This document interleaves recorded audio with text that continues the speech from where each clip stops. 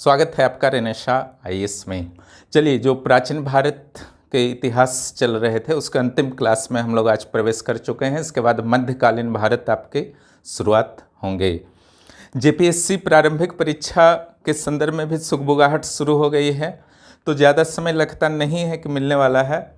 अगर कोरोना का तीसरा लहर ज़्यादा प्रभावित नहीं किया झारखंड को, आज प्रभात खबर में भी यह न्यूज़ छपा है कि प्रयासरत है जेपीएससी एग्जाम्स को लेने के लिए। देखिए, अगर देखा जाए तो गुप्तोत्तर काल सबसे कॉम्प्लिकेटेड चैप्टर है।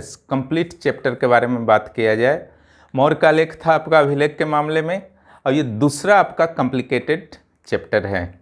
यहाँ पर जो आपका था एक बहुत ही बड़ा वंश था, राजवंश था गुप्त साम्राज्य, उसका अंत हो चुका था 550 ईस्वी के आसपास।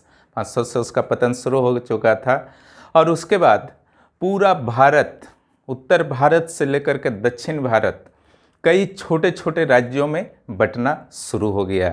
फिर भी उत्तर गुप्त काल को आप दो स्पष्ट पार्ट्स में बांट सकते हैं। उसको आगे समझ लीजिए, फिर हम लोग बात करते हैं। देखिए, एक 500 से 750, दूसरा 750 से 1200, ठीक है। पहले 250 साल का अध्ययन किया जाएगा, उसके बाद सेकेंड राउंड का। यहाँ तो स्थिति कुछ कंट्रोल में ही थी, क्योंकि राज्यों की संख्या कुछ कम थी हर्षवर्धन के कारण, लेकिन यहाँ तो स्थिति अनियंत्रित हो चुकी थी। सब तरफ छोटे छोटे एकदम राजवंश दिख रहे थे, नॉर्थ से साउथ तक आपस में लड़ते रहते थे। और कहीं ना कहीं जो 750 से 1200 का सिचुएशन था, जो राजनीतिक सिचुएशन था, राजनीतिक सिचुएशन खराब होने से आर्थिक, सामाजिक, धार्मिक, सांस्कृतिक हर स्थिति पर कहीं ना कहीं प्रभाव पड़ता है, और उनमें भी गिरावट का दौर शुरू हो जाता है। और ये जो अगर हम राजनीतिक सिचुएशंस की बात करें इस काल का, तो निश्चित रूप से जैसी राजनीतिक सिचुएशन यहाँ उत्पन्न हो गई थी, इसके कारण विदेशी आक्रमणकारियों को बहुत ही ज़्यादा प्रोत्साहन मिला अटैक करने के लिए, ठीक है। यही कारण था कि मोहम्मद गजनवी के लिए एक सुअवसर था कि वह भारत पर अटैक करे। तो पहले हम लोग स्टडी करेंगे 500 से 750। इस काल में आप बोल सकते हैं स्थिति कुछ नियंत्रण में था, छोटे छोटे राज्यों में बहुत ज़्यादा भारत नहीं बटा था। इस स्थिति को संभाला किसने? तो हर्षवर्धन ने, ठीक है। तो नॉर्थ में जो था आपका वर्धन वंश, क्लियर, उज्जैन तक आपका था वर्धन वंश, कन्नौज, थानेश्वर। अगर कुछ प्रमुख शहरों को आप देखिए तो कैपिटल ही था पटना, उज्जैन। गुर्जर लोग इधर थे कम शक्ति के साथ। साउथ में जो शक्तियां थी उस समय, पल्लव, चालुक्य, कांचीपुरम के पल्लव, वातापी के चालुक्य।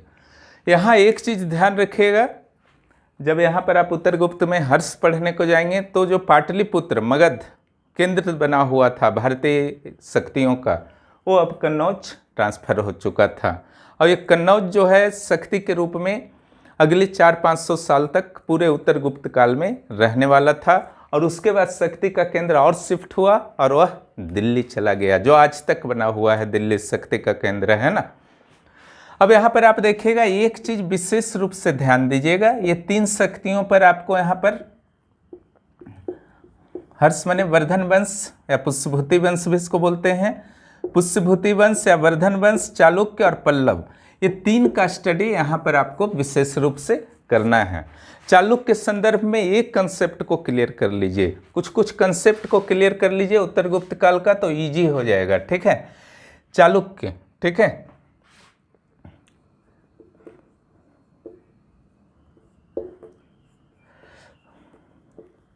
अनहिलवाड़ा, बहुत सारा चालुक्य था इस काल में, कंफ्यूजन करने के लिए पर्याप्त है, ये एग्जाम में आता है। वातापी का चालुक्य, इसी में मैं लिख देता हूं कल्याणी, वेंगी, ओके। ये गुजरात में था, ये सेम प्लेस में था, इसी जगह बाद में आएगा। और ये एपी में, आंध्र प्रदेश, इस जगह। कल्याणी जो है ये दक्कन में है, महाराष्ट्र। यहाँ पर ध्यान देंगे आप लोग,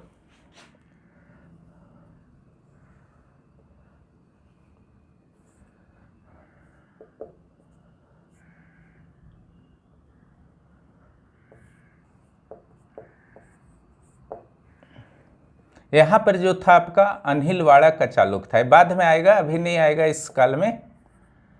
ये इसमें है 750 से 1200 में। अनहिलवाड़ा ये बेंगी वाला है, ये भी 750 से 1200 वाले में है। और दो ठो चालुक्य जो है यहाँ पर है, वातापी वाला, कल्याणी वाला। वातापी राजधानी था पहले, बाद में राजधानी बना कल्याणी। तो हुआ क्या कि चालुक्य जो राजवंश था, जो हर पुलकेशियन वगैरह सुनते हैं, वो वातापी के चालुक्य के शासक उन लोग थे। तो चालुक्यों को पराजित किया था राष्ट्रकूटों ने, दंतीदुर्ग ने स्थापना किया था राष्ट्रकूट वंश का। उसके बाद जब राष्ट्रकूटों की स्थिति खराब होने लगी, तो फिर से कल चालुक्यों का कब्जा हो गया, उन्हीं के राजवंश से रिलेटेड कुछ होंगे, ठीक है। तो उन्होंने राजधानी बनाया कल्याणी। तो यहाँ पर आपका क्या हो गया, चालुक्य, राष्ट्रकूट, चालुक्य, इसका सूत्र है चर्चा, क्लियर। और यहाँ पर क्या हुआ, इस पार्ट में जो यहाँ पर मैंने दिखाया है, चालुक्यों की एक शाखा आंध्र प्रदेश से जो आ गई थी कोस्टल रीजन में, तो वहीं पर बेंगी में उन्होंने कैपिटल बना करके शासन करने लगा विष्णुवर्धन वगैरह ने, ठीक है। तो उसको कहा गया वेंगी का चालुक्य। बाद में वेंगी का चालुक्य का भी कुछ कहानी है हल्का सा, ये भी कंसेप्ट से रिलेटेड है, समझ गए ना। एक चालुक्य अनहिलवाड़ा का, दूसरा चालुक्य यहाँ वातापी का। वातापी वाले चालुक्य को राष्ट्रकूट ने हराया, राष्ट्रकूट वाले राष्ट्रकूट को फिर हरा दिया आपका कल्याणी के चालुक्य ने। इसी चालुक्य का एक शाखा यहाँ चला गया था बेंगी में, उसे कहा गया वेंगी का चालुक्य। छोटा सा कंसेप्ट और रखिए जिससे आपको कंफ्यूजन नहीं होगा, है ना। ये सब सेक्शन में जो था आपका चोल आया बाद में, पल्लव हटा तो, ठीक है। और यहां जो था बेंगी का चालुक्य,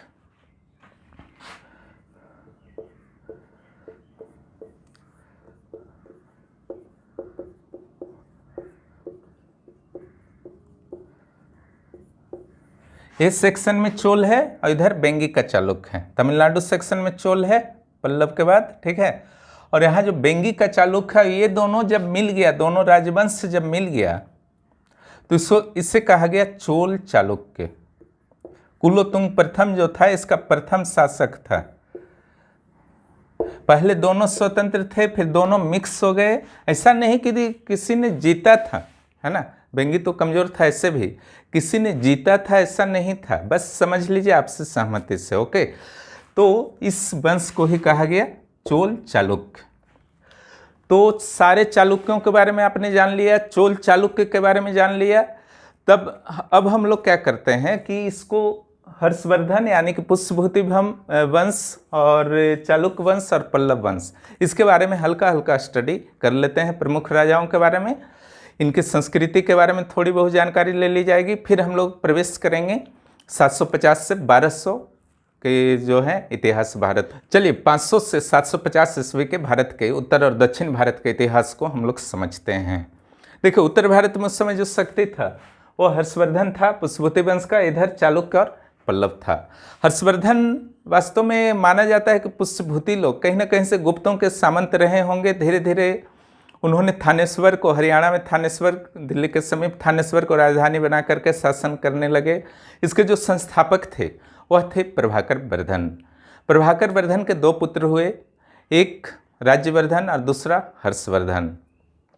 राज्यवर्धन बड़ा तो था लेकिन वह चाहता नहीं था, वो चाहता था कि हर्षवर्धन शासक बन जाए। हालांकि उसकी उम्र हर्षवर्धन की काफ़ी कम थी, इसके कारण वह तैयार नहीं हुआ। अंततः राज्यवर्धन को ही शासक बनना पड़ा। उसके बाद इसकी एक बहन भी थी, राज्यश्री, ठीक है। और उसका जो विवाह हुआ था कन्नौज के मौखरी शासक था गृहवर्मन, उसके साथ हुआ था। अब इधर आप देख सकते हैं कि बंगाल में यहाँ पर गौड़ था, ओके, यहाँ पर गौड़ था जिसका राजा सासांक था। इसने एक उत्तरवर्ती गुप्त शासक देवगुप्त की सहायता से गृहवर्मन की हत्या कर दी थी ताकि कन्नौज पर नियंत्रण स्थापित कर सके। इसके कारण राज्यवर्धन उसका बदला लेने का प्रयास करने लगा, लेकिन वह भी मारा गया। राज्यवर्धन ने सत्ता स्वीकार कर ली।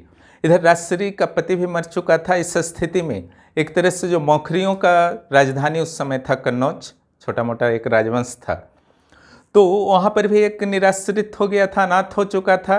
तो अंततः हर्षवर्धन को अपनी राजधानी थानेश्वर से हटा करके कन्नौज लानी पड़ी, ठीक है, थानेश्वर से हटा के कन्नौज लानी पड़ी और दोनों जगह का उस शासक बन बैठा। अब उसके समझ चुनौती थी क्योंकि राजश्री नहीं मिल रही थी, तो पहले राजश्री को सती होने से बचाया। उसके बाद उसने देवगुप्त और शशांक के विरुद्ध युद्ध छेड़ने का ऐलान किया। हालांकि वह किसी को प्रत्यक्ष रूप से पराजित तो नहीं कर पाया, लेकिन फिर भी वे शांति से नहीं रह सके हर्ष के काल में। और उसके बाद अन्य पक्षों पर भी हर्षवर्धन के द्वारा ध्यान दिया गया। इसने जब पूरे नॉर्थ इंडिया को लगभग जीत लिया, जैसा कि आप मैप में देख रहे हैं, तो उसके बाद साउथ इंडिया की ओर उसकी महत्वाकांक्षा जगी कि चलो साउथ इंडिया में भी कुछ हाथ आजमा लिया जाए।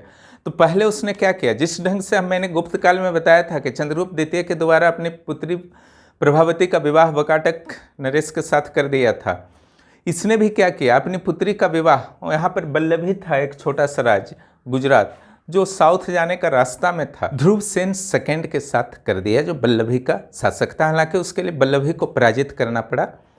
विवाह करने के बाद वह साउथ की ओर जाना ही चाहता था, लेकिन पुलकेशिन द्वितीय भी अत्यंत शक्तिशाली शासक था उस समय, उसका समकालीन जो था, उसने उसे पराजित कर दिया। और इस युद्ध का विवरण पुलकेशिन द्वितीय का जो अभिलेख है, एहोल अभिलेख, जिसे रवि कीर्ति ने लिखा था, उसमें विवरण मिलता है। इसके अलावा प्रयाग में यह सांस्कृतिक पक्ष को देखें, प्रयाग में यह जो आपका महामोक्ष परिषद का आयोजन किया करता था। इसके काल में ह्वेनसांग की यात्रा पर आया था चीनी यात्री, जो था लंबे समय तक रहा था, बौद्ध धर्म से प्रभावित हुआ। हालांकि अन्य धर्म को ऐसा नहीं कि भेदभाव किसी धर्म के साथ करता था। के द्वारा प्रशासनिक दृष्टिकोण से भी अच्छी खासी व्यवस्था की गई। जैसे कुंतल एक अधिकारी था जो अश्व सेना से संबंधित था, इसी तरह से स्कंदगुप्त हस्ती सेना से संबंधित था, दीर्घध्वज संदेशवाहक था, अवंती एक विशेष मंत्री होते थे युद्ध और शांति की घोषणा करने वाले। इस काल में सामंतवाद जो था गुप्त काल से भी ज़्यादा चरम रूप ले चुका था, क्योंकि भूमिदान की प्रथा बढ़ती ही जा रही थी। धार्मिक के साथ साथ जो प्रशासनिक रूप से गुप्त काल में भूमि देने की प्रथा, देखिए यहाँ पर भूमिदान वाला एक क्लियर रखिएगा, पहला वर्ष सातवाहन वेतन के रूप में गुप्त काल। अब यहाँ पर वेतन के रूप में तो दिया ही जाता था, अधिकारों में और ज़्यादा वृद्धि की गई, सेना रखने का अधिकार दे दिया गया उन्हें, और युद्ध के समय में हर्षवर्धन को वे मदद करते थे। तो कहीं ना कहीं विकेंद्रीकरण का दौर बढ़ा। अर्थव्यवस्था में भी यही सिचुएशन था। अब ग्रामीण अर्थव्यवस्था, क्योंकि विदेशी व्यापार वाणिज्य का जो पतन गुप्त काल से शुरू हुआ था, इस काल में भी जारी रहा। और स्त्रियों की स्थिति यथावत तो अपने बोल सकते हैं और ज़्यादा खराब हुई, क्योंकि बाल विवाह, बहुविवाह, सती प्रथा इत्यादि प्रबल रूप में सामने आ रहा था। हर्ष के बारे में इतना पढ़िएगा। उसके बाद साउथ की ओर हम लोग चलते हैं। साउथ में जो है आपका चालुक्य और पल्लव। यहाँ जो हम लोग चालुक्य और पल्लव के बारे में पढ़ने जा रहे हैं, यहाँ पर ध्यान दीजिएगा कि जहाँ से प्रश्न आते हैं वो उपाधियों से प्रश्न आएंगे और कुछ प्रमुख राजाओं से। राजा तो ऐसे बहुत सारे हुए, ठीक है, लेकिन जो सबसे प्रमुख राजा हुए पुलकेशिन प्रथम और पुलकेशिन द्वितीय, और अंतिम राजा जो हुए कीर्तिवर्मन सेकंड। तो यहाँ पर पुलकेशिन प्रथम के द्वारा अश्वमेध यज्ञ भी किया गया था, लेकिन जो मेन राजा था पुलकेशिन सेकंड था। पुलकेशिन सेकंड का जो सबसे बड़ा उपलब्धि था, इसने हर्षवर्धन को भी हराया था और पल्लव शासक महेंद्र वर्मन प्रथम को भी हराया था। दोनों तरफ से इसकी विजय हुई थी, लेकिन महेंद्र वर्मन प्रथम का पुत्र था नरसिंह वर्मन प्रथम पल्लव शासक। वो बहुत ही शक्तिशाली शासक था। उसने अपने पिता की हत्या का बदला ले लिया और पुलकेशिन सेकंड की हत्या कर दी थी।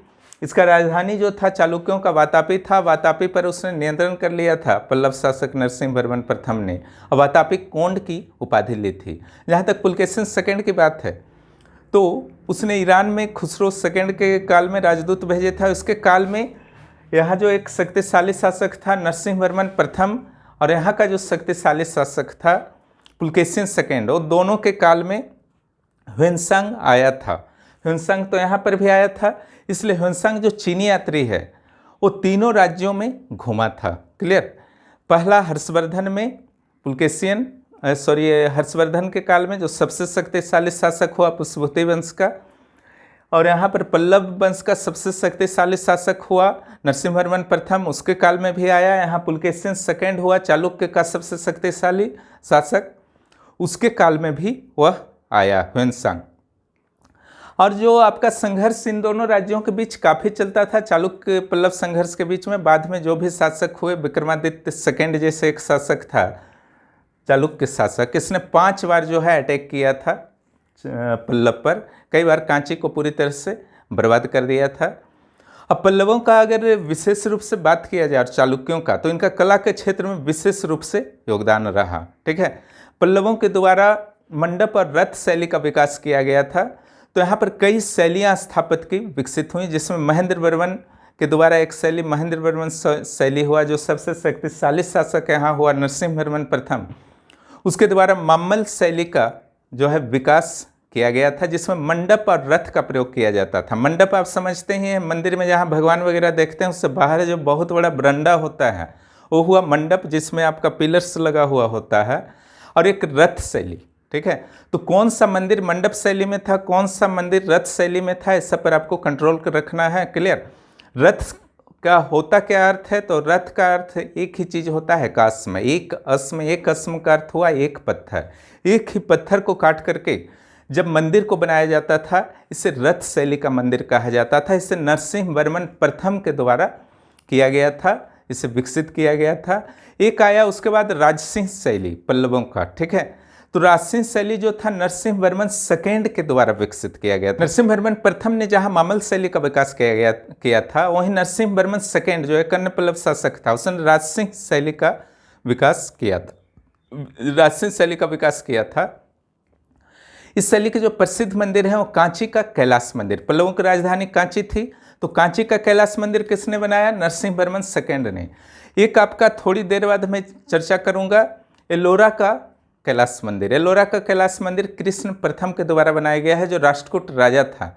अब यहाँ से क्वेश्चन आपका आता है, कभी दे देता है एलोरा का कैलाश मंदिर, कभी दे देता है कांची का कैलाश मंदिर। ध्यान रखिएगा, एलोरा का कैलाश मंदिर और कांची का कैलाश मंदिर में भी काफ़ी अंतर है। कांची का कैलाश मंदिर साउथ इंडिया में है। ओके, साउथ इंडिया में है, इट मीन्स वहाँ पर द्रविड़ शैली में बना हुआ है। और जब आपका एलोरा का कांची कैलाश मंदिर का बात करते हैं तो दक्कन में है, वहाँ बेसर शैली चला करता था, जिसमें द्रविड़ और नागर, नॉर्थ इंडिया का नागर, साउथ का द्रविड़ शैली का एक मिक्सिंग पाया जाता है।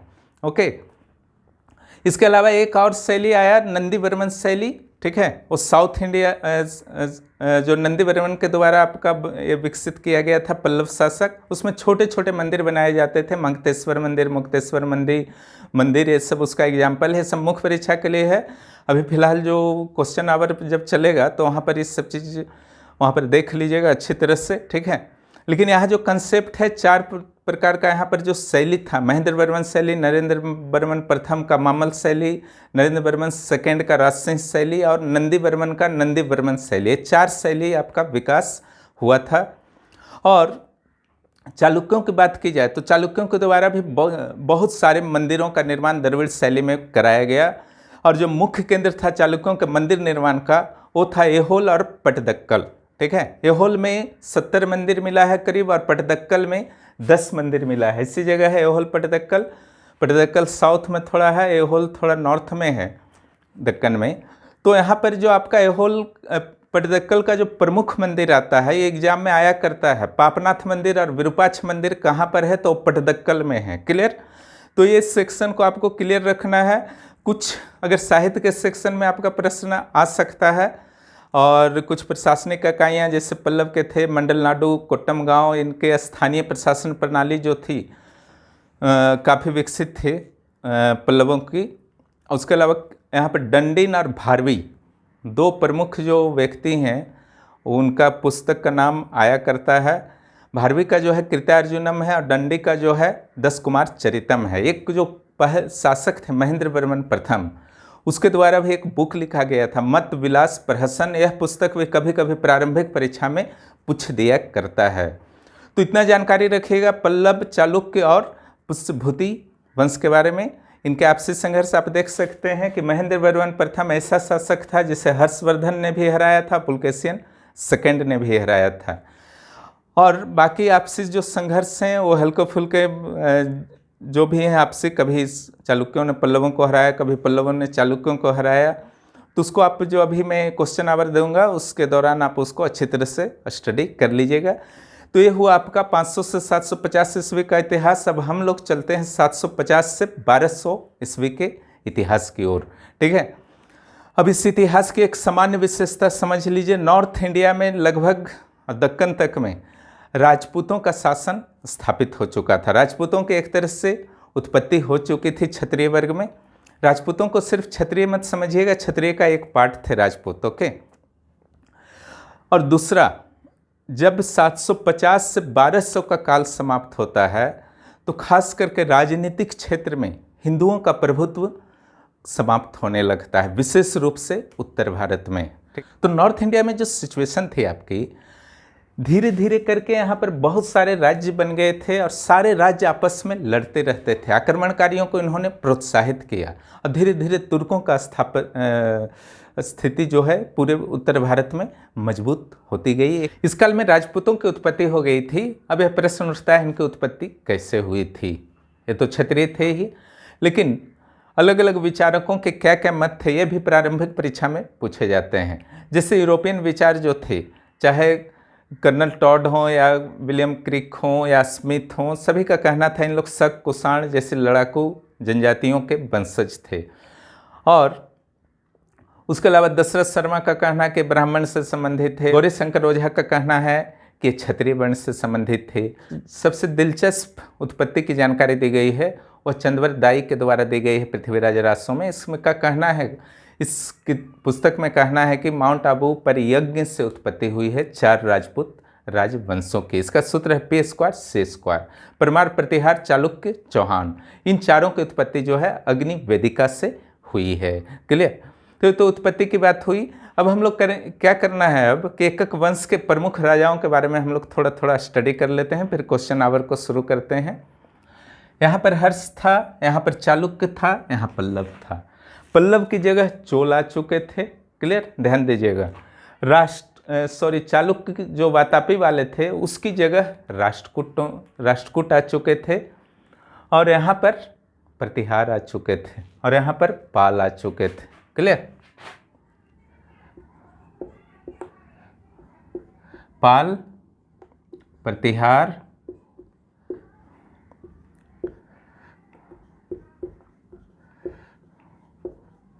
राष्ट्रकूट।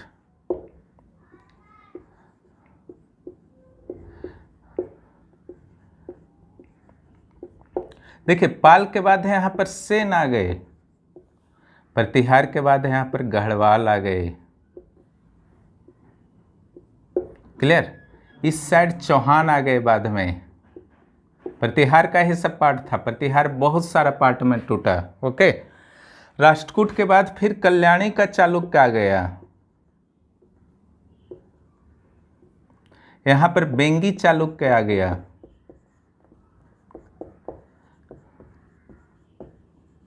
क्लियर? यहां पर चोल पांड्य अपना अस्तित्व बनाए रखा था। ओके, यहां पर भी चालुक्य का आया, अनहिलवाड़ का चालुक्य।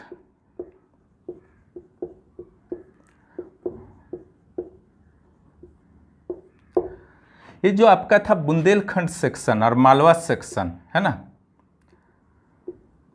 मालवा में परमार वंश था, बुंदेलखंड में चंदेल था,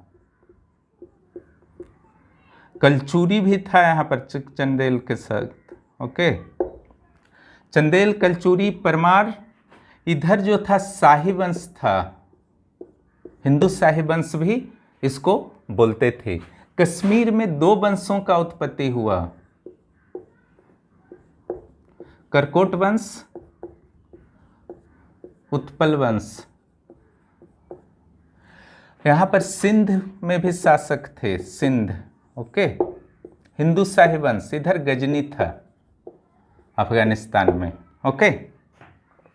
यहाँ परमार, चंदेल, कलचुरी, इसको ध्यान से समझिए, फिर कुछ नहीं बचेगा, ओके। ये राष्ट्रकूट जो थे ये चालुक्य में बटे, बेंगी में, अब फिर चालुक्य के बाद यहीं पर आया देवगिरी।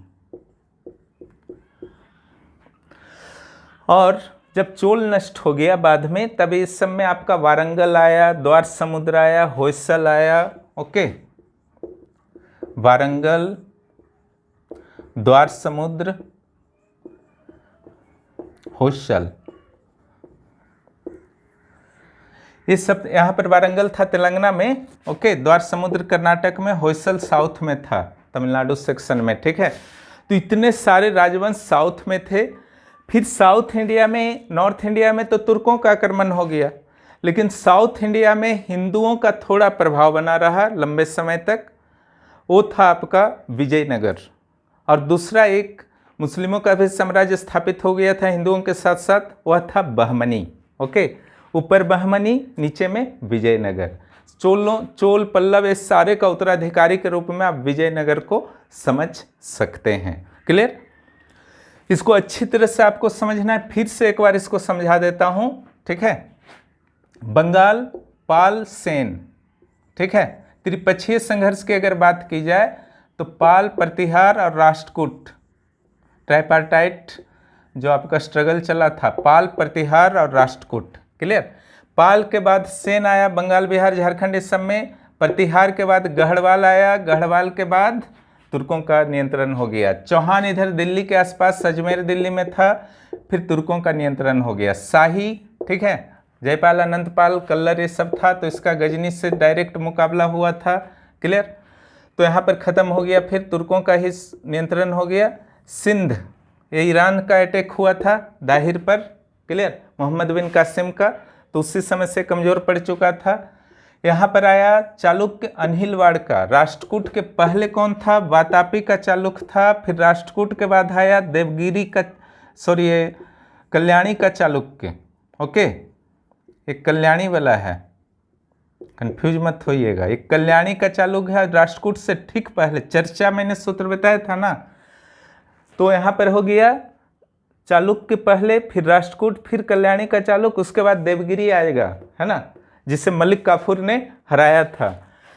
चालुक्यों की एक शाखा वेंगी, यहाँ चोल, पांड्य, ठीक है। अब जो ये वाला सेक्शन में था आपका बुंदेलखंड मालवा सेक्शन में, परमार, चंदेल, कलचुरी, इन सभी के अलावा कुछ छोटे छोटे राजवंश भी थे, जैसे कर्नाटक में कदम्ब राजवंश और गंग राजवंश, ठीक है।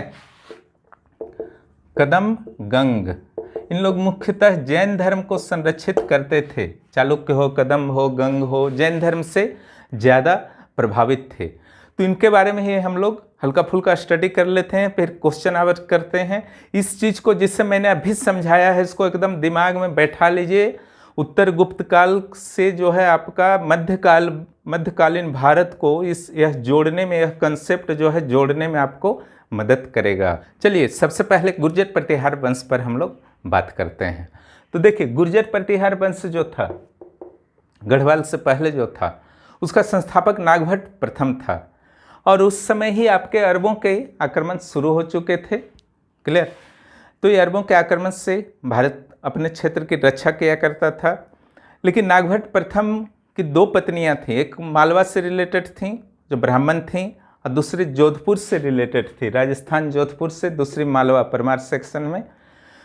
और जोधपुर वाली जो थी वो क्षत्रिय थी, जिसके कारण इसके राजवंश का दो भागों में विभाजित हो गया था। लेकिन वत्सराज जब वापस आया, बाद में एक राजा बना, उसने दोनों शाखाओं को एक करके प्रतिहार वंश को शक्तिशाली बनाया।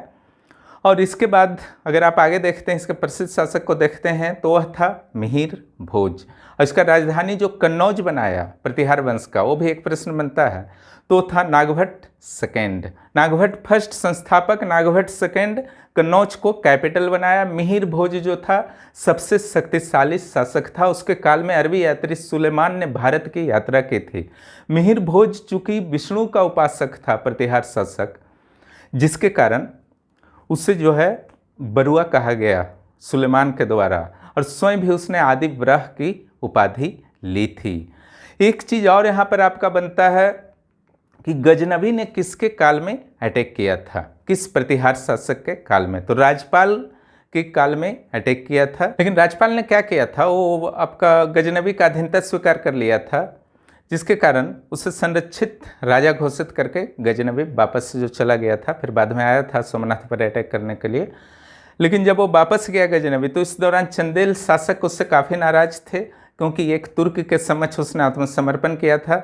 इसलिए चंदेल शासकों गंडधर और विद्याधर ने क्या किया, इसको आकर के गंडदेव और विद्याधर ने इसकी हत्या कर दी थी, जिसका बदला फिर आकर के गजनवी ने लिया था।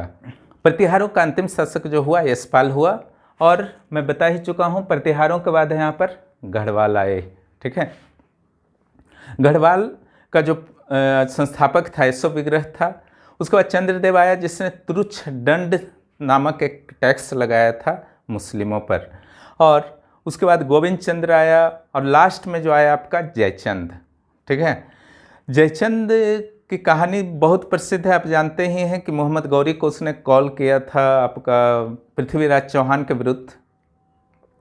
उन लोगों के पर्सनल प्रॉब्लम्स थे, क्योंकि पड़ोसी राज्य थे चौहान और गढ़वाल, जिसके कारण उसने कॉल किया था, ताकि उसे लगता था कि मोहम्मद गौरी इससे पराजित करके चला जाएगा तो वह दिल्ली पर कब्जा कर लेगा। हालांकि उसका सपना पूरा नहीं हुआ, क्योंकि 1194 में चंदावर के युद्ध में जयचंद को जो गौरी ने हरा दिया। इसके बाद आता है पाल वंश। पाल वंश का संस्थापक जो हुआ गोपाल हुआ, और इसका अंतिम शासक जो था गोपाल तृतीय। अगर प्रमुख शासकों की बात किया जाए तो इसमें धर्मपाल और देवपाल था।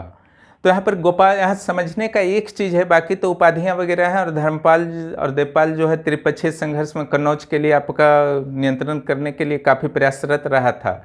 एक बार कन्नौज पर नियंत्रण भी किया धर्मपाल, और उत्तरापथ स्वामिन की उसने उपाधि भी ली थी। गोपाल ने इस क्षेत्र के, बंगाल क्षेत्र के लोगों को मत्स्य न्याय से छुटकारा दिलाया था। ये धर्मपाल के खालिमपुर अभिलेख में वर्णित है। ये थोड़ा सा समझने का चीज़ है, बाकी तो उसका समझने का चीज़ नहीं है।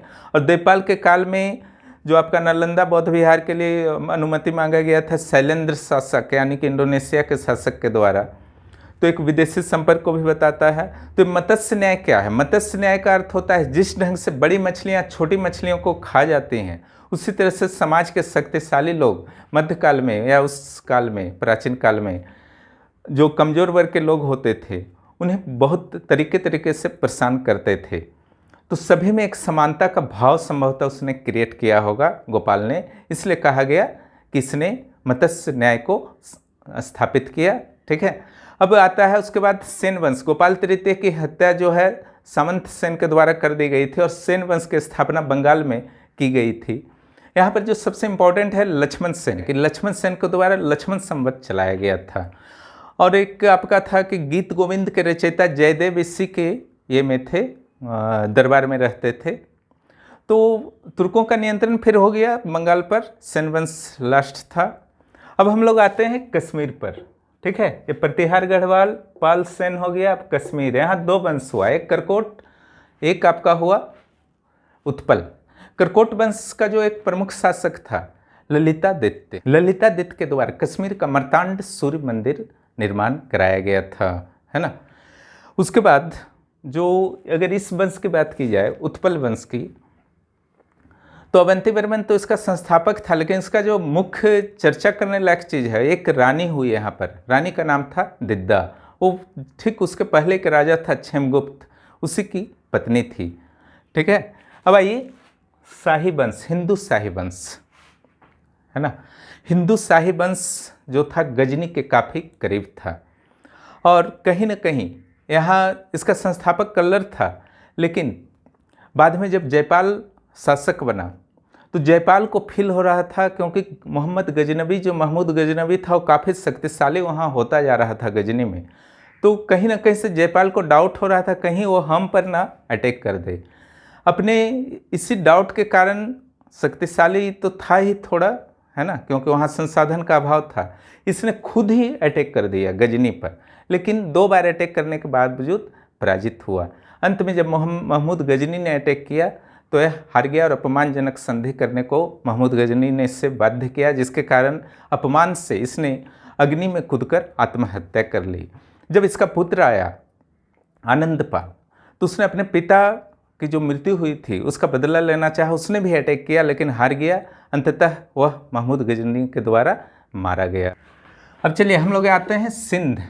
ठीक है, सिंध का संस्थापक माना जाता है चच था। यहाँ भी हिंदू शासन था, बाद में दाहिर बना, लेकिन बाद में इधर से जब ईरानियों का अटैक होने लगा, जिसमें सबसे बड़ा अटैक मोहम्मद बिन कासिम का था, तो उसके बाद वहाँ पर भी मुस्लिम शासन की स्थापना हुई। उसके बाद आते हैं गुजरात, अनिलवाड़ा के चालुक्य यहाँ पर हुआ है। मूलराज प्रथम को इसका संस्थापक माना जाता है इस चालुक्य की शाखा का, अनिलवाड़ा के चालुक्य का। लेकिन सबसे जो आपका प्रसिद्ध शासक बोलिए तो वह था आपका जयसिंह सिद्धराज। उसके द्वारा कुछ कुछ वर्क किए गए हैं। ठीक है, उसके बाद जो आपका कुछ उल्लेखनीय शासकों का और नाम मैं बताना चाहता हूँ। 1178 ईस्वी में जब मोहम्मद गौरी, ठीक है, ये दूसरा आक्रमणकारी था महमूद गजनवी के बाद, 150 सालों के बाद आक्रमण हुआ था भारत पर। ठीक है, इसको जो हम लोग मध्यकालीन भारत में पढ़ेंगे, महमूद गजनी से जितने भी भारतीय राजवंश थे, जहाँ जहाँ वो गया सब आत्मसमर्पण करते गए। उसके बाद 150 वर्षों का समय मिला उन शासकों को, भारतीय शासकों को, लेकिन उन्होंने अपनी गलतियों से सीख नहीं लिया। फिर भी वही हाल रहा, आपस में लड़ते रहे। इसलिए 150 साल बाद जब मोहम्मद गौरी का आक्रमण हुआ तो फिर वही हाल हुआ लगभग। हालांकि 1-2 अवसरों पर भारतीयों की जीत भी हुई, भारतीय शासकों की। तो यहाँ पर आप देखते हैं अनिलवाड़ का चालुक्य का एक शासक हुआ मूलराज सेकेंड। इसने 1178 ईस्वी में जब गौरी इधर से अटैक करना चाहा तो उससे पराजित किया था। क्लियर, यही उपलब्धि थी। लेकिन बाद में भीम सेकेंड को मोहम्मद गौरी ने पराजित करके इसका जो है तुर्कों में विलय कर लिया था। ये था आपका अनिलवाड़ा का चालुक्य। अब आइए आते हैं इस सेक्शन में, परमार, चंदेल, कलचुरी। परमार, चंदेल, कलचुरी। क्लियर हो रहा होगा अच्छी तरह से। ठीक है, चंदेल पर पहले हम लोग बात कर लेते हैं। चंदेल वंश के जो प्रमुख शासक हुए उसमें यशोवर्मन पहला था। यशोवर्मन का एक खजुराहो अभिलेख आता है जिसमें उसने कुरु क्षेत्र के लिए या फिर आपका पल्लवों के लिए अपने आप को आतंक माना था, यानी कि वे उससे डरते थे, यही उसका कहना था। इसके अलावा जो एक चतुर्भुज मंदिर वहाँ पर है खजुराहो में, उसी के द्वारा बनाया गया है। लेकिन खजुराहो जिन मंदिरों के लिए प्रसिद्ध हैं, जिन मंदिरों के दीवारों पर आप देखते हैं कि अश्लील प्रतिमाएं हैं, उन मंदिरों के निर्माण का श्रेय जाता है धंगदेव को। ठीक है, तो जितने भी, चाहे कंदरिया महादेव मंदिर हो या कोई भी हो, विश्वनाथ मंदिर हो, वहाँ का जितने भी वहाँ के प्रमुख मंदिर हैं, चतुर्भुज मंदिर को छोड़ करके वो सारे के सारे धंगदेव के द्वारा निर्मित किए गए हैं। धंगदेव के बाद गंडदेव शासक बना। गंडदेव का काल इसलिए प्रसिद्ध है क्योंकि महमूद गजनवी का आक्रमण इसके दौरान हुआ था, और फिर बाद में विद्याधर के काल में भी महमूद गजनवी का आक्रमण हुआ, क्योंकि गंडदेव और विद्याधर ने मिलकर महमूद गजनवी के जो आपका संरक्षित शासक था, प्रतिहार शासक, राजपाल की हत्या कर दी थी। एक शासक आपका आता है परमादिदेव। परमादिदेव पर अटैक किया था पृथ्वीराज चौहान। ओके, अब पृथ्वीराज चौहान ने प्रसिद्ध सेनापति अलाउद्दीन का जो है हत्या कर दिया था युद्ध के दौरान। अब आता है अगला जो वंश, वो आता है आपका परमार। तो परमार वंश का जो संस्थापक माना जाता है वह था सीएक सेकेंड।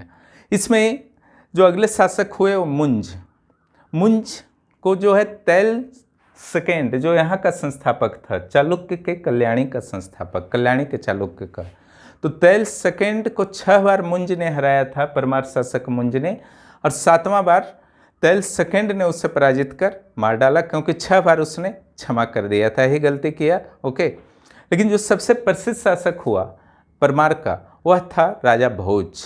ठीक है। इसने भोजपुर नगर बसाया, भोजपुर तालाब बनवाया, और इसके अलावा कई पुस्तकों को भी लिखा, जैसे सरस्वती कंठाभरण या फिर आपका सिद्धांत संग्रह, युक्ति कल्पतरु इत्यादि लिखा। और यहाँ पर आप सिचुएशन देख रहे हैं परमार का, यहीं का राजा भोज था, इसने नई राजधानी उज्जैन को हटाकर धार में बनाई थी। यहाँ पर जो आप देख रहे हैं कि परमार का जो आपका कलचुरी के भी समीप था और अनिलवाड़ा का चालुक्य के भी समीप था। अनिलवाड़ा का चालुक्य का एक शासक हुआ भीम प्रथम और कलचुरी शासक हुआ कर्ण। ये दोनों ने मिल करके गठबंधन बना करके राजा भोज पर अटैक भी किया था। अब आते हैं कलचुरी।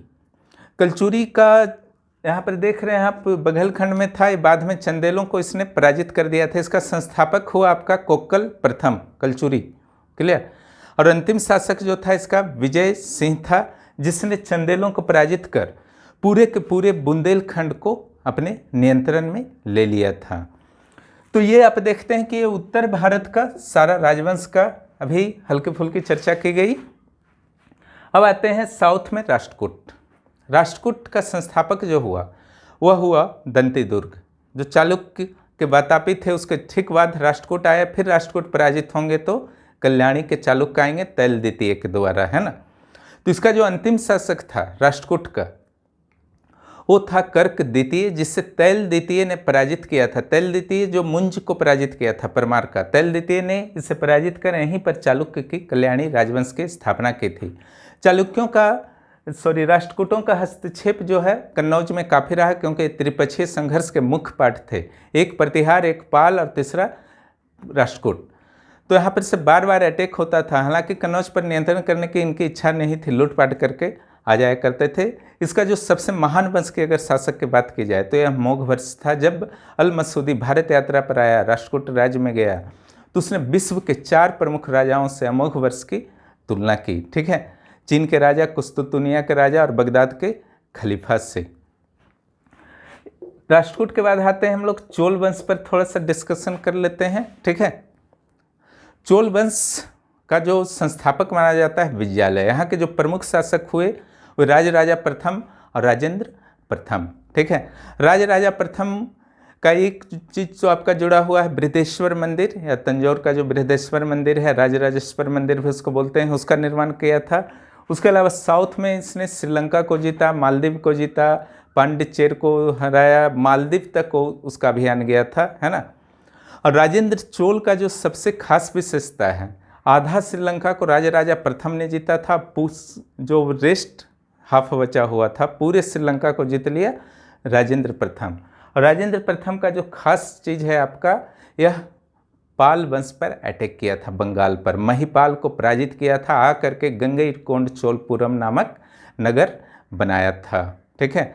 और गंगईकोंड का उपाधि भी लिया था। चोल गंगम नामक आपका एक झील का भी निर्माण कराया था।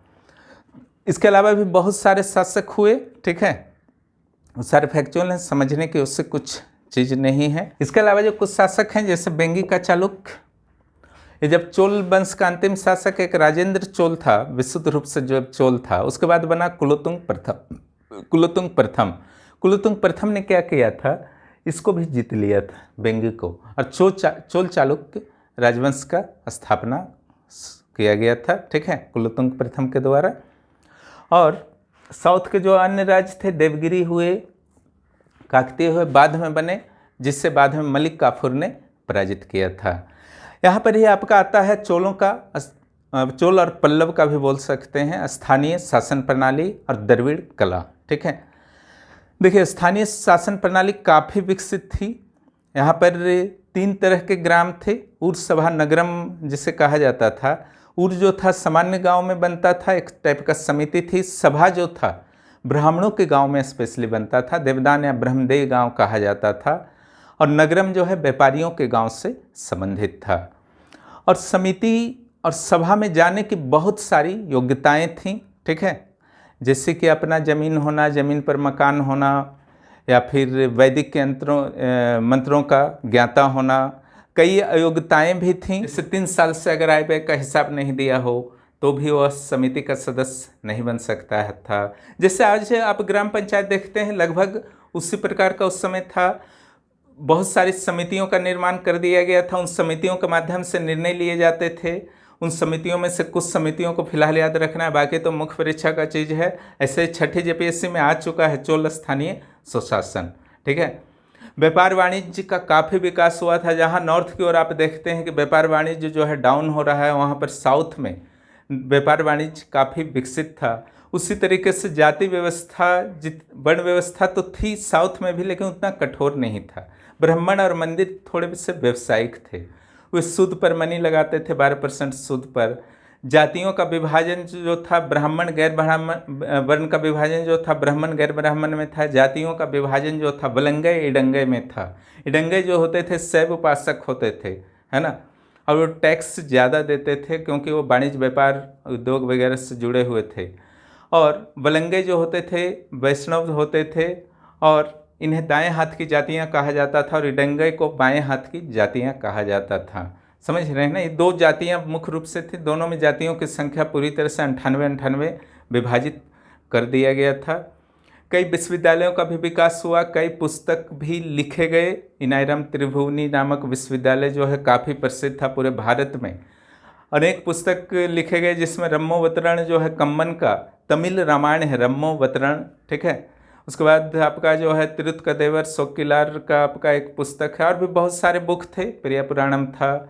इस तरीके से आपका काफ़ी विकसित था साहित्य क्षेत्र भी। और अगर स्थापत्य क्षेत्र में देखें तो जिसमें कि आपका सबसे प्रसिद्ध मंदिर जो है राजराजेश्वर या बृहदेश्वर मंदिर है, दादापुरम मंदिर है, उसके बाद आपका रतेश्वर मंदिर है। बहुत सारा मंदिर बनाया गया, और सारा का जो आपका कला था वो द्रविड़ कला था। द्रविड़ कला का विशेषता क्या है, गोपुरम बहुत ही बड़ा होता है, विमान शैली का प्रयोग किया जाता है ना। विमान शैली आप साउथ इंडिया के देखते होंगे, इसका डिटेल स्थापत्य पर हम लोग तो मुख्य परीक्षा में पढ़ेंगे। अब गोपुरम जो है वो गेट होता था, विशाल विशाल वहाँ दरवाज़ा प्रवेश द्वार होता है, उसी को गोपुरम कहा जाता है। एक चीज़ ध्यान रखिएगा, यहाँ पर चालुक्य राष्ट्रकूट ये सब में बेसर शैली का विकास हुआ। यहाँ पर नागर शैली का विकास हुआ। उड़ीसा हो, एमपी हो, राजस्थान का दिलवाड़ा मंदिर है, जितना भी यहाँ पर लिंगराज मंदिर, कोणार्क मंदिर, खजुराहो के जितने मंदिर हैं सारे के सारे नागर शैली के उदाहरण हैं। और साउथ में जितना मंदिर है द्रविड़ शैली का उदाहरण है। द्रविड़ और नागर शैली का जो मिक्स था वह बेसर शैली था। वह इस स्थान पर राष्ट्रकूट और चालुक्यों द्वारा संरक्षण दिया गया। ठीक है, जैसे एलोरा का कैलाश मंदिर राष्ट्रकूट राजा कृष्ण प्रथम के द्वारा बनाया गया था। तो ये सब बेसर शैली था। नटराज का जो मिलता है प्रतिमा, है ना, तंजौर से, वो चोल कला का एक बहुत ही प्रमुख उदाहरण है। तो हर क्षेत्र में काफ़ी विकसित था। व्यापार के क्षेत्र में विकसित था। मार्को पोलो इसी काल में यात्रा किया था साउथ इंडिया का, तो उसने भी बताया था कि व्यापार जो है अरब क्षेत्र से भी घोड़े वगैरह, उन्नत नस्ल के घोड़े का आयात दक्षिण भारत के द्वारा किया जाता था। तो ये था आपका साउथ इंडिया का इतिहास, अलग अलग राजवंशों का। यहाँ पर राज्य का जो मुख्य उद्देश्य था कि सारे राजवंशों के संबंधों को आप किस तरह से समझ सकें, उस पर मेरा विशेष रूप से ध्यान रहा। आशा है कि आप लोग अच्छी तरह से समझ गए होंगे। फिर भी कुछ कन्फ्यूजन हो तो निश्चित रूप से आप नीचे कमेंट बॉक्स में करें कमेंट, मैं क्लियर कर दूंगा। अब चलिए थोड़ा सा क्वेश्चन देख लिया जाए कहाँ से बन सकता है इस चैप्टर से। क्वेश्चन को हम लोग शुरू करते हैं। पहले हर्षवर्धन, तो हर्षवर्धन का पहला जो प्रश्न आपका बनेगा कि उसका कार्यकाल कब से कब तक था, किसका पुत्र था, किसका भाई था, उसके बहन का क्या नाम था। ठीक है, उसके प्रशासन से संबंधित अधिकारियों के नाम पूछे जा सकते हैं। ध्यान रखिएगा, ह्वेनसांग से संबंधित भी प्रश्न यहाँ पर से रह सकते हैं। और इसके प्रशासन का केंद्रीकरण विकेंद्रीकरण से रिलेटेड, सामंत के साथ इसके रिलेशन जो थे, जब युद्ध के दौरान जो है सेना का मदद दिया जाता था हर्षवर्धन को, वहाँ से भी प्रश्न आ सकते हैं।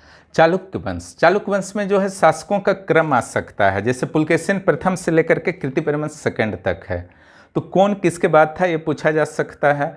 इसके अलावा जो यहाँ से प्रमुख प्रश्न बनते हैं कि चालुक्य प्रथम के किस शासक के कार्यकाल में ह्वेनसांग का आगमन हुआ था, आपका कहाँ उसका कैपिटल था, वातापी, है ना, वातापी हुआ था। इसमें मेघ यज्ञ किसने किया था, और उसके अलावा जो उपाधियां हैं उससे रिलेटेड आ सकते हैं, जैसे पुराण पराक्रम सत्याश्रय का कीर्तिवर्मन ने उपाधि लिया था। ईरानी शासक खुसरो शाह के दरबार में किसने अपने राजदूत भेजे? रवि कीर्ति के एहोल अभिलेख से भी प्रश्न पूछे जा सकते हैं और यह भी पूछा जा सकता है कि पुलकेशिन द्वितीय ने किन किन बड़े शासकों को हराया था। महेंद्र वर्मन प्रथम पल्लव वाले को, और उधर जो था आपका हर्षवर्धन को पराजित किया था। और कौन से चालुक्य वंश के शासक ने 5 बार अटैक किया था पल्लवों पर, है ना। पल्लव वंश का संस्थापक पूछा जाता है सिंह विष्णु। उसके बाद उन राजाओं के क्रम पूछे जा सकते हैं। उसके अलावा सुतपुत्रायण अवंती सिंह की उपाधि किसने ली थी, यहाँ से प्रश्न रहेगा। मतविलास, विचित्र चित्त और गुणभर, इसकी उपाधि किसने ली थी, यहाँ से भी प्रश्न आपके बनेंगे। नरसिंह वर्मन और नरसिंह वर्मन 2 से प्रश्न बनेंगे और कांची के कैलाश मंदिर से बनेंगे। और यहाँ के जो मैंने अभी जस्ट थोड़ी देर पहले बताया, जो स्थापत्य कला के कई अलग अलग प्रकार थे, वहाँ से भी आपके प्रश्न बनेंगे। उसके बाद पल्लव प्रशासन से जो उनकी प्रशासनिक इकाइयाँ हैं, मंडल, नाडु, कोट्टम गांव, वहाँ से भी प्रश्न बनते हैं। उसके अलावा कृतार्जुनम, 10 कुमार चरितम और मतविलास प्रहसन, ये 3 बुक के रचयिता कौन हैं। और जो नरसिंह वर्मन शैली हो, राजसिंह शैली हो, रथ शैली हो, मंडप शैली हो, नरसिंह वर्मन शैली के 2 पार्ट जो हैं, उनके उदाहरण से भी आपके प्रश्न पूछे जा सकते हैं। एहोल और पट्टदकल में मंदिरों की संख्या से पूछे जा सकते हैं। चालुक्य सेक्शन में अपापनाथ और विरूपाक्ष मंदिर कहाँ पर अवस्थित है, यहाँ से भी प्रश्न की संभावना आपका यहाँ बनती है। राजपूत की उत्पत्ति सिद्धांत में चंद्रवरदायी का जो कंसेप्ट है पृथ्वीराज राजसों में, वहाँ से कौन कौन राजपूत उत्पन्न हुए हैं माउंट आबू के यज्ञ से, ये बहुत ही इंपॉर्टेंट है। इसके अलावा यूरोपीय विचारकों का क्या विचार है राजपूतों की उत्पत्ति के संबंध में, गौरीशंकर ओझा का क्या विचार है और दशरथ शर्मा का क्या विचार है, इन विचारों से आपके प्रश्न पूछे जा सकते हैं। और प्रतिहार वंश का जहाँ तक बात है तो संस्थापक से पूछा जा सकता है। राजधानी को जालोर से किसने कन्नौज बनाया, नागभट्ट सेकेंड ने। किसने दोनों जो जोधपुर और मालवा शासक था, प्रतिहारों का जो पाठ था, जोधपुर पाठ और मालवा पाठ क्षत्रिय ब्राह्मण का, तो उस सेक्शन को किसने मिला दिया। मिहिर भोज से रिलेटेड प्रश्न पूछे जा सकते हैं। उससे सुलेमान ने क्या उपाधि दिया था। ओके, इस सब के बाद अलावा जो है किसके काल में महमूद गजनी का अटैक हुआ था और राजशेखर किसके काल का प्रसिद्ध कवि था, तो महेंद्रपाल होगा। तो ये सारा प्रश्न बनता है। अंतिम शासक का भी एक प्रश्न इंपॉर्टेंट रहता है, यशपाल। उसके बाद गढ़वाल वंश से अगर देखें तो यहाँ पर तुरुच दंड का कर जो है मुस्लिमों पर किस शासक ने लगाया था, गढ़वाल शासक ने, एक प्रश्न यहाँ से बनता है। और लक्ष्मीधर किसके शासनकाल में था कवि जिसने कृतकल्पतरु लिखा था। और गोविंद चंद्र का जो है आपका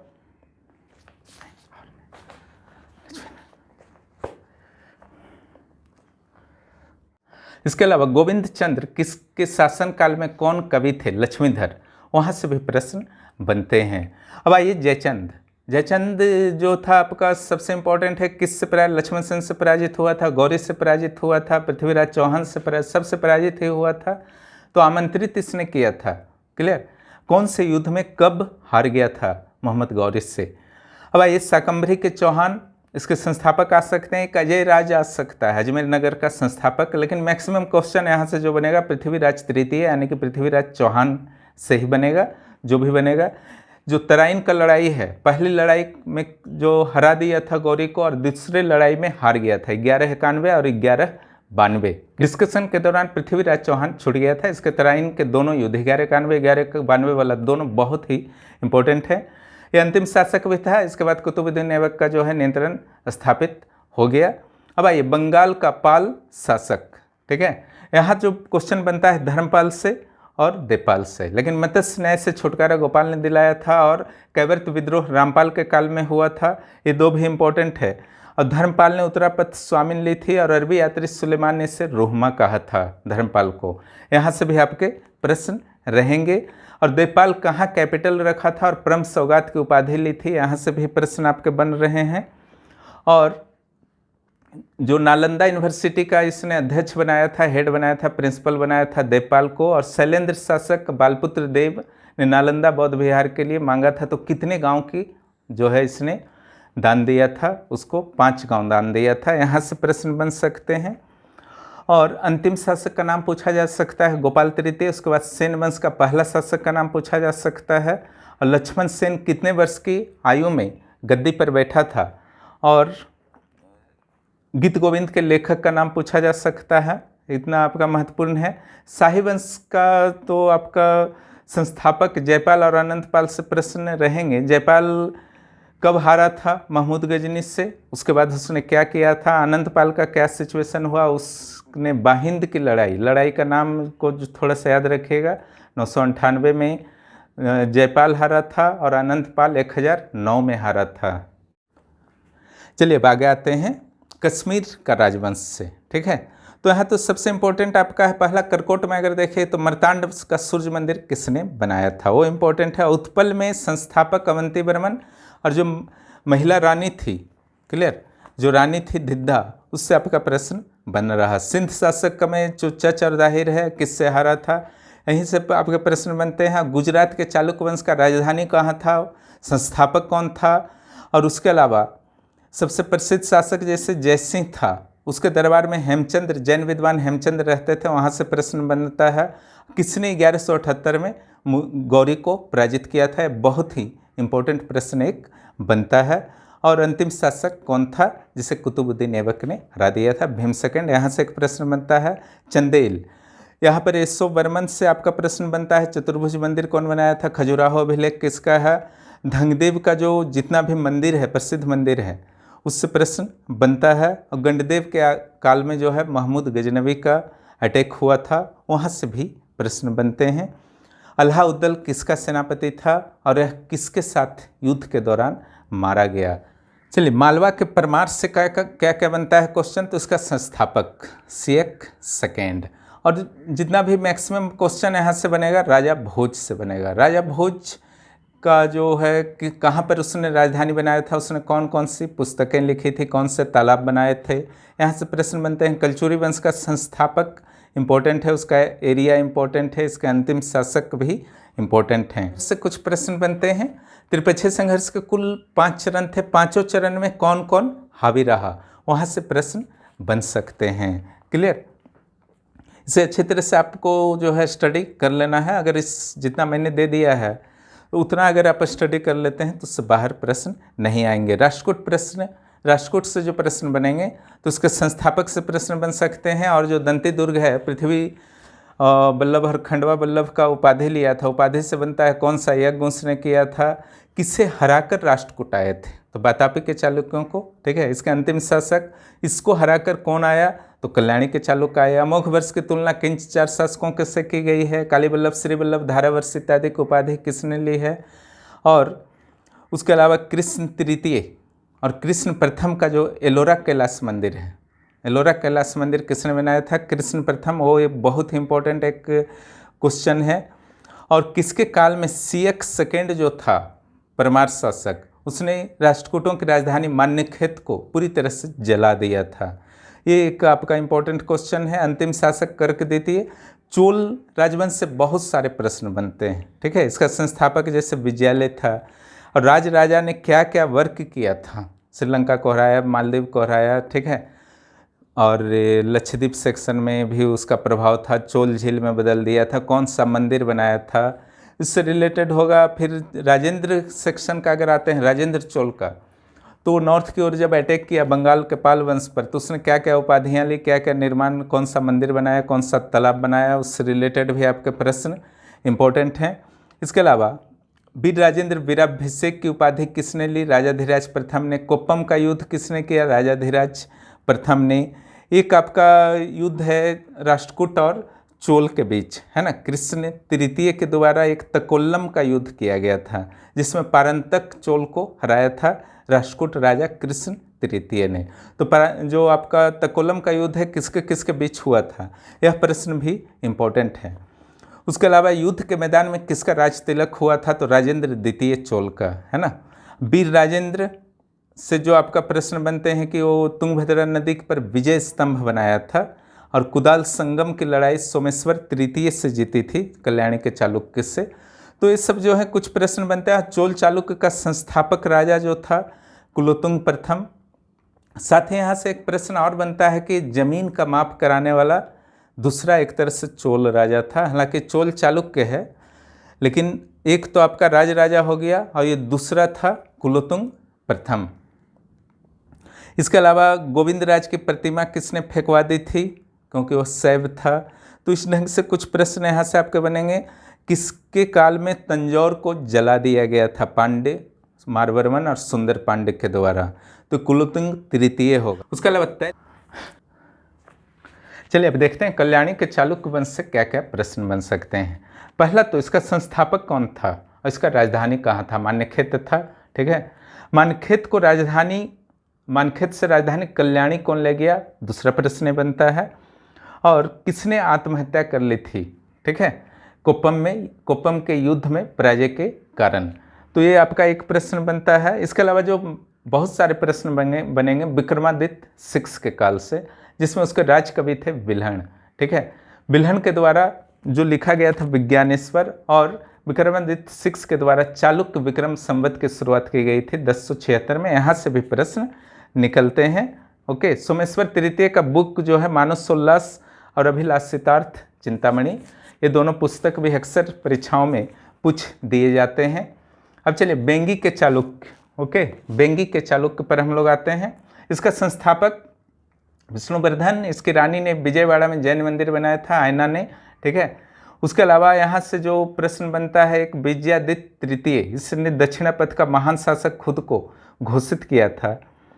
उसके बाद कब ये किसके शासनकाल में चोल और चालुक्य मिल गया, कुलोत्तुंग प्रथम, ठीक है। यही बेंगी वाला चालुक्य मिला था, ये चालुक्य नहीं मिला था, ध्यान रखिएगा। देवगिरी के यादव राज, इसका संस्थापक भिल्लन पंचम, और किसके काल में नॉर्थ से अलाउद्दीन खिलजी के मलिक काफूर ने अटैक किया था, तो रामचंद्र के शासनकाल में, ठीक है।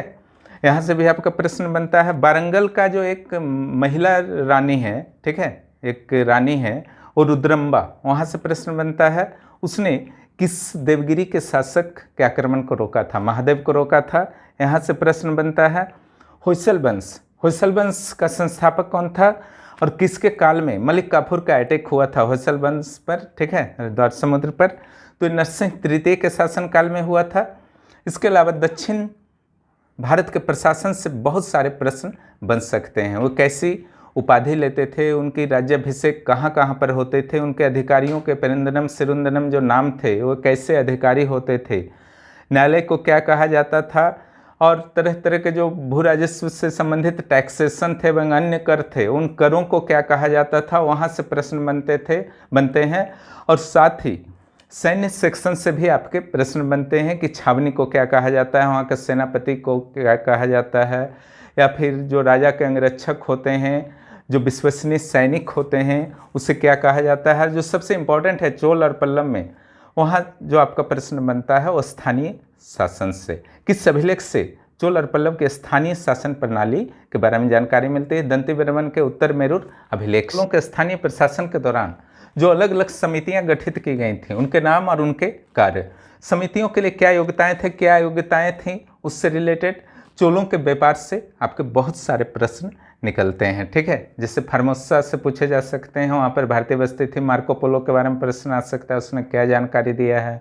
साउथ इंडिया के आपके बंदरगाहों के बारे में जानकारी मांगा जा सकता है, सिक्कों के बारे में जानकारी मांगा जा सकता है। इसके अलावा उस काल में भारत में जो श्रेणियाँ थीं, ठीक है, विदेशों में कौन वर्क करती थी, देश के अंदर जो श्रेणियाँ मूल पेरिडियार वगैरह वर्क करती थीं, उसके बारे में पूछा जा सकता है। ग्राम की 3 श्रेणियों के बारे में पूछा जा सकता है कि ब्रह्मदेव गांव क्या था, देवदान गांव क्या था, वहाँ पर जो समिति हुआ करता था उर्सभा नगरम, उन्हें क्या, उनके बारे में भी आपके प्रश्न यहाँ से बनते हैं, ओके।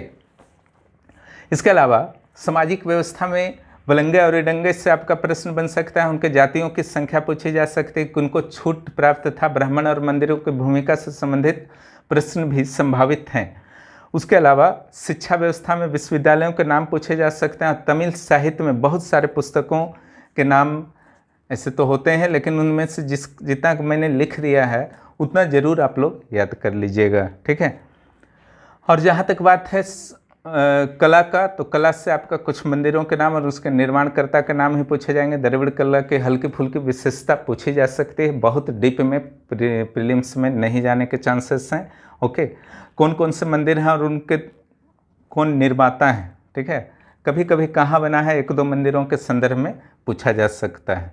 मूर्तिकला में नटराज शिव की मूर्ति कहाँ से प्राप्त हुई है, और चित्रकला में भित्ति चित्रकला किस तरीके से प्रसिद्ध था, उससे कौन कौन प्रभावित हुआ, यहाँ से प्रश्न बनते हैं। तो इस प्रकार बहुत सारे प्रश्न जो हैं बन रहे हैं। आशा है कि आप लोगों को उत्तर गुप्त काल आज पूरी तरह से क्लियर हो गया होगा। खास करके इस मैप को जो मैंने बताया है इसको अच्छी तरह से समझ लीजिएगा, ठीक है। शुरू में जो अच्छी तरह से मैंने समझाया उसको समझना है, फिर उत्तर गुप्त काल में कोई समस्या नहीं है। संस्थापक को समझिए, मेन राजा को समझिए, और जो आपका अंतिम राजा था, और कुछ राजवंशों के आपसी रिलेशन को मैप से अगर आप क्लियर रहेंगे तो आपको पता चल जाएगा कि कलचुरी क्यों आपका परमार से लड़ा या नीलवाड़ से लड़ा, राष्ट्रकूट क्यों आपका चालुक्यों से लड़ा, ठीक है, चोल अब क्यों चालुक्यों से लड़ा, क्योंकि वो पड़ोसी थे इसलिए आपस में लड़ाई होती थी। ये भी आप समझ गए होंगे, जो अब विदेशी आक्रमण होने वाला है उसके विरुद्ध भारतीय क्यों असफल रहे उस दौरान, ठीक है। जो भी चैनल पर नए हैं चैनल को सब्सक्राइब कीजिए। फिर मिलते हैं अगले क्लास में। वीडियो देखने के लिए बहुत बहुत धन्यवाद।